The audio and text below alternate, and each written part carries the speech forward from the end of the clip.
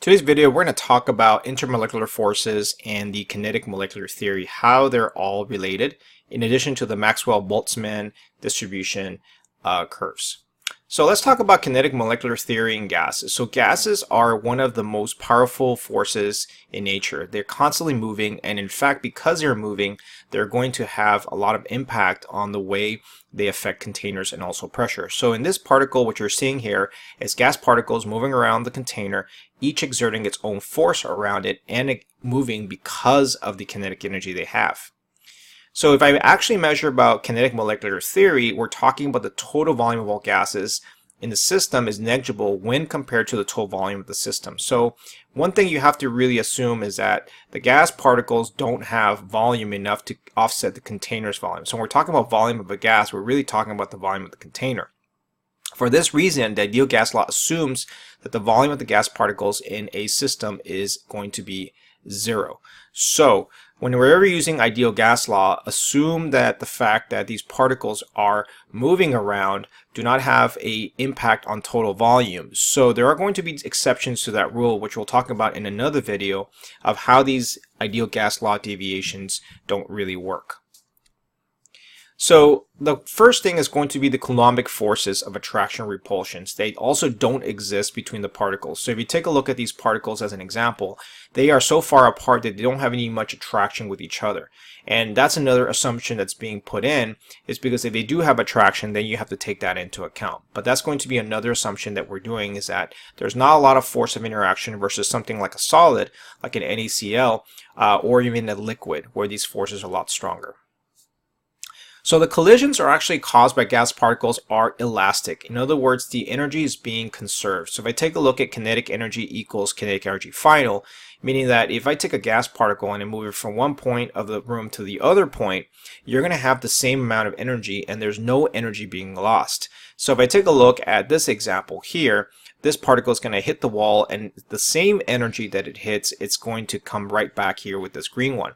If it's a fast one, it's going to hit the slow one, and the summation of your initial is going to equal to the summation of your final. So if you hit a fast particle, hits a slow one, the slow one eventually becomes fast. It takes the sum of that fast energy, and that's why the red one would have an equal amount of that kinetic energy. Kinetic molecular theory also falls upon this idea that the kinetic energy of the gas particles in a system is proportional to the absolute temperature. In other words, the gas particles in any system that is kept at the same temperature will have the same average kinetic energy. So if I take a look at system 1 and system 2, the kinetic energy of system 1 is going to be the same as the average in kinetic energy in system 2, assuming the temperatures are the same. And it basically means that if I have these gas particles moving in the same direction, the temperature is going to really dictate that kinetic energy. So temperature really is a measure of kinetic energy of a molecule. In other words, how fast these molecules are moving or how slow they are, depending on that temperature. So let's talk a little bit about translational energy. Gas particles move through space in straight lines. So if I imagine a gas particle, they are moving not in orbits, they're not moving in circular motions, but they're moving through space straight. They also have rotational energy and vibrational energy. So think of them as a ball spinning in the air, and what they do is that they actually go ahead and transfer that energy across. So most of a gas particle's kinetic energy is related to its translational velocity. In other words, its movement from one point A to point B in a straight line. Here's an example of Maxwell-Boltzmann's distribution curve, which is a very important curve. Make sure you take a note of this because that's going to be something that will be on the exam. First thing is, when you take a look at kinetic energy as a whole, the higher kinetic energy you have, the more particles you're going to have in a specific zone. So for example, in this red one, if I have a specific number of particles at 250 Kelvin, you're going to start seeing that if I increase that temperature, you're going to start shifting that curve towards the right, because the more kinetic energy you have, the more particles you're going to end up getting, the less number of particles getting at that specific distribution. So as you can see from here, it looks like the highest point of particles is going to be at 250 Kelvin. If I increase that to 1000 Kelvin and I keep pressure the same, the particle numbers are going to drop, but you're going to get a smoother curve.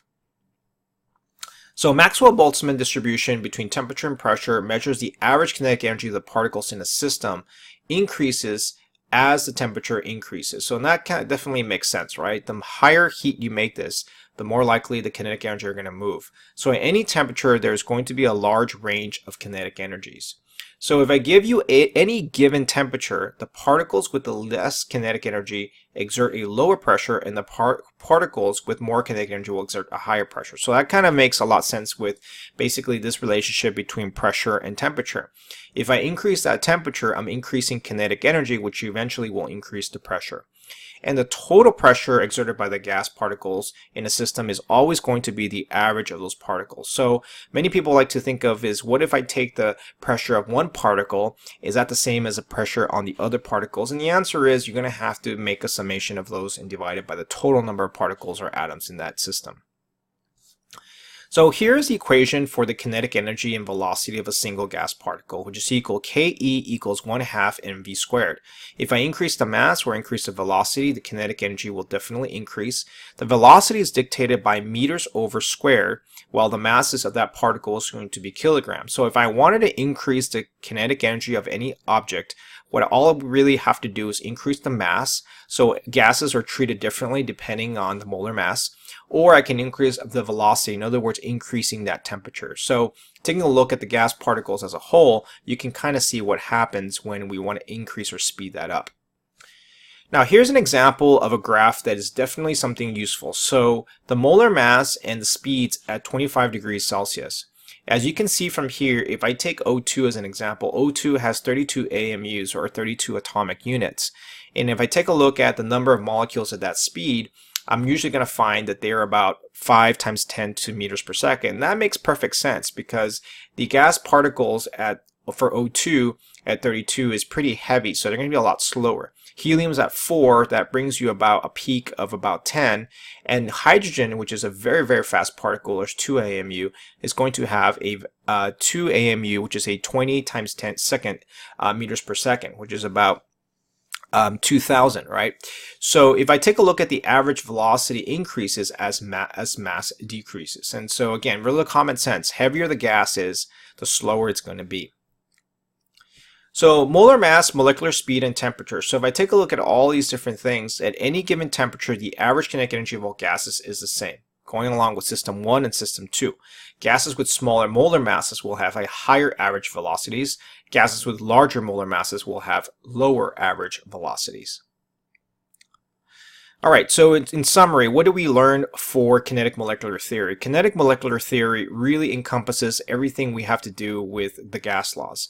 If I ask you what is a function of kinetic molecular theory, it has to do with both the mass and the velocity. And the velocity is going to be dictated by temperature. And temperature will definitely increase the velocity of a particle by increasing its kinetic energy, which eventually can also increase pressure. We can also increase velocity in specific cases, indicating the fact that these energies can be changed depending on the volume itself as well. So again, lowering volume, and so on. So kinetic energy really is a function of those two. Pressure is a function of both volume and also of temperature.